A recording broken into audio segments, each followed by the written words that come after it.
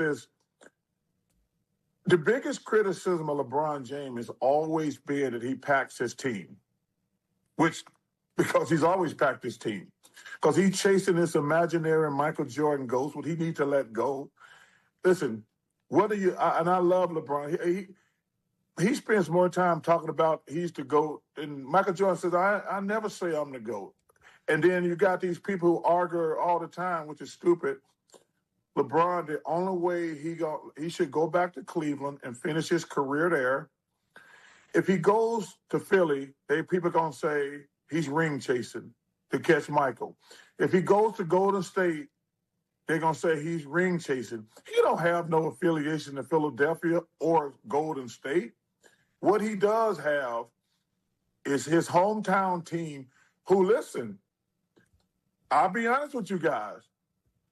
If he goes to the Cavaliers, which is what I think the rightful thing, because that's his home, he grew up there, they're probably going to be favored to win the East,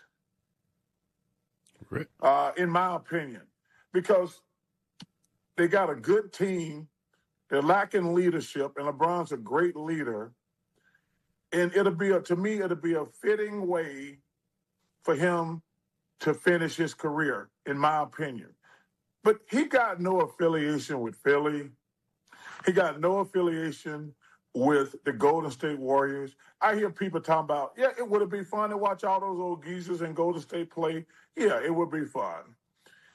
If he went to Philly, y'all probably would definitely be the favorite, to be honest with you guys. But he don't have no affiliation to Philly. And stop getting greedy, too. Yeah, listen, I agree with you. I want LeBron here, but I think he's going to Cleveland. I've been saying that for the last few days. I think he's going to Cleveland. But you just mentioned he's chasing the imaginary ghost of Michael Jordan. Where does Charles Barkley weigh in on that discussion? Is MJ the GOAT or is LeBron the GOAT? The three best basketball players I've ever seen, in order, Michael Jordan, Kobe Bryant, and LeBron James. And listen, we all got our own opinion. Some people think Kareem's there. But the three best basketball players I've seen were Michael Jordan, Kobe Bryant, and LeBron. And I'll tell you guys the difference. Nobody ever said Michael Jordan and Kobe Bryant was a nice guy. Now, LeBron's a nice guy. That, to me, like Michael and Kobe, they want to kill you at all costs. That's what separates them, in my opinion. Everybody like LeBron. He's a nice man. He's a great, great basketball player. But them other two guys, they were fanatics. They were dangerous. I didn't know Kobe as much as I knew Michael and played around him, whatever. But Michael was dangerous. He wanted to win at all costs. He didn't worry about friends. And Kobe was the same way. You talk to his Laker teammates. He didn't care about his Laker teammates. Him and Shaq fought all the time. He said, I don't want to be friends with you guys. I want to win at all costs. So when I had that debate, I said, you can pick who you want to, but if you talk about guys who singularly only care about winning, I've never seen anybody like Michael and Kobe. You know, Charles, what was that like? Like being up against Michael Jordan? I mean, we know you were one of the best, but I mean, you're going up against the best of the best. What was that like going up against Michael Jordan? You know, Ricky, so when I used to, Chuck Davis gave me a compliment one time during the Olympics. He says, you're the second best basketball player in the world. I says, who's better than me? He said, that guy right over there. I said, let me tell you something, Chuck. I'm finna put an end to that. I finally got some help. I said, we're going to play the Bulls for the championship and settle this mano a mano. I says, Michael Jordan had more help. I got Dan Marley and Kevin Johnson now, and we're going to the finals. We're going to play the Bulls. And I remember the last time I talked to Chuck about that, he says, I said, yeah, probably, because I never thought anybody was better at basketball to me, to be honest with you. I thought they just had more help. And I remember talking to my daughter after game one of the finals because I screwed up game one of the finals. I didn't have my team ready to play. The moment was too big, kind of like that damn soccer game last night. When I was watching that soccer game last night, I was saying, yo, man, they look really slow and lethargic. The moment's too big for them. I was sitting around drinking with a couple of my friends. I said, look, they're reacting everything a little slow. And I said, that happened to me in game one of the finals. I said, because I wanted my teammates to get going because role players play better at home. And then when I tried to turn it on, it was too late. But to answer your question, my daughter I had told her we were going to win the championship. And after game one, she was really upset. And I said, that's okay, we'll be fine. And I remember after going to game two, I said, guys, get on my back. I'm going to show y'all why I'm the best basketball player in the world tonight. And I had 48 in about 17. Michael Jordan had 52. And I remember when I went home, my daughter was upset. She said, Dad, you told me y'all. I said, let me tell you something.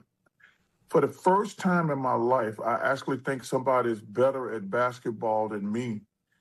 And I had been great friends with Michael a lot. And like I say, if I get some help, I like my chances. But that was the first time that night I was sitting there about 3 o'clock in the morning looking at tape, trying to figure out how to beat these guys. I said, man, I think this guy, I remember telling my daughter, I said, I think this guy's better at basketball than me. And Ricky, you always thought you were going to get people out. That's the only way you ever going to be great at a sport. And that was, but he was I'll give you another example. So we're playing on the Dream Team. We're playing in Portland, Oregon in the Tournament of Americas. So me, David Robinson, and Chuck and Michael go play 18 holes that morning. And then Chuck said, let's go back and get some rest. Michael said, I'm going to play another 18. I'm like, whoa, we got a game. Chuck, we got a game. He says, I'll be fine. So that night we get to the game. We're playing Puerto Rico. And he says, Charles, you got this guy. David, you got this guy. Chuck, you got this guy. And then Michael says, I got that guy. And Chuck said, well, he's the point guard. And Michael looks up and says, I got the point guard. He said something about me in the newspaper. Guys, let me tell you something. Michael was screaming at this little kid, don't you ever mention my name again. Like, we're looking at him like, yo, man, there's something wrong. This little kid from Puerto Rico, Michael won't let him dribble. He's screaming at him the whole time, screaming, don't you ever talk about me again. I'm Michael Jordan. I'm the best damn player in the world. And you're from damn Puerto Rico. You better not ever, and we're looking like, yo, man, what the hell? Rick, he was guarding this dude, screaming at him at the top of his lung because the kid said, like, he was excited, looking forward to seeing how great Michael Jordan was. He says, I think he's a great player, but I think I'm a great player too. Michael took offense to everything, man. He's screaming at some kid from down Puerto Rico after playing 36 holes of golf. He is the most competitive, and the closest I've ever seen come to that is Kobe. All right, yeah. How competitive are you going to be this weekend at this golf tournament? I'm going to play great. I'm playing great right now. I'm looking forward to it. First of all, the one reason I love going to Tahoe, it's the only place in the world that's not hot. This will be like my 28th straight year, and I've already looked at the report, and for some reason, no matter how hot it is in Philly, or I'm in Alabama right now, no matter how hot it is, it's going to be 70 degrees, slight breeze, no humidity. Man, it's one of the great weeks. It's one of the great weeks during the summer, and it's 90 celebrities, and it's just a fun week. You play golf. You don't even tee off early. You tee off about 8, 9 in the morning. You have to be done by 3 because it's on TV, so you have to be off by 6 o'clock Eastern. And then everybody goes to the beach. We do karaoke every night, and then I ain't even mentioned the gambling and drinking. So the next few days, I'm going to play golf a little bit. There's going to be some good damn drinking. There's going to be some good cigar smoking. And there's going to be some good karaoke going on. But it's a fun week. That's awesome. Sounds like a good time. What's your go-to, Charles, karaoke song? When you get called up, what's your go-to song to bring the house down? Well, so I just got a call from Jay DeMarcus of Rascal Flatts. So he kind of hosts the karaoke, and it's like 5,000 people out there, man. It's crazy. So last year I did Darius Rucker, but this year I'm doing Morgan Wallen. I had some help. I'm doing Morgan Wallen. I had some help. I didn't know you were a big country guy. Yeah, I'm going to a stage of country right now for some reason. I'm too old to be listening to rap music because I'm just too old for that. So I'm going through a country music stage right now. Like Dan and Shay are probably my favorite group right now. And then Darius Rucker's good and Kane Brown. But, yeah, I'm doing Morgan Wallen this weekend. So, it's fun, though, man. It's going to be awesome. I wonder if Jason Kelsey coming this year. You know, him and Travis, I know Travis is probably not coming because they've been there the last few years. But I hope Jason still comes. But, man, Travis and Jason, they were doing karaoke last year, but Travis is a little busy right now. Yeah, a little bit. Yeah. But I hope Jason comes. So you didn't get the invite to the royal wedding at Madison Square Garden then? I did. Oh, you did get the invite. You didn't go? I don't go to weddings. That's one of I don't go to weddings or funerals, but I did get an invite, and I politely declined because I thought it was going to be a crap show. And, like, I love Travis and Jason, and I've only met Taylor one time. But, yeah, I did get an invite, but I said, hey, you know what, that's just too much. I just want to hang out and play golf, and I don't want to dress up and all that other stuff. Good for you. But I appreciate the invitation. It was pretty special. A lot of respect. All right, listen, we got it. The last time you were on the air, we said we were going to golf when you got back into town. So after this Lake Tahoe tournament, we got to set something up. Hey, I'll be in Philly. Oh, gosh, let me tell you something. So I just, last week, 2 weeks ago, I was in Philly. They had gave me a tour of Mike Trout's new golf course. Nice, right?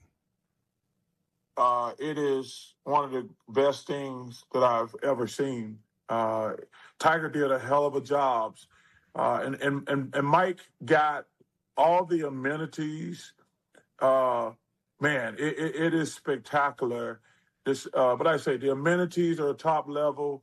But it's one of the most beautiful golf courses I've seen. And, man, you guys hey, after next week, I'll be in Philly all summer. Let's get together. Absolutely.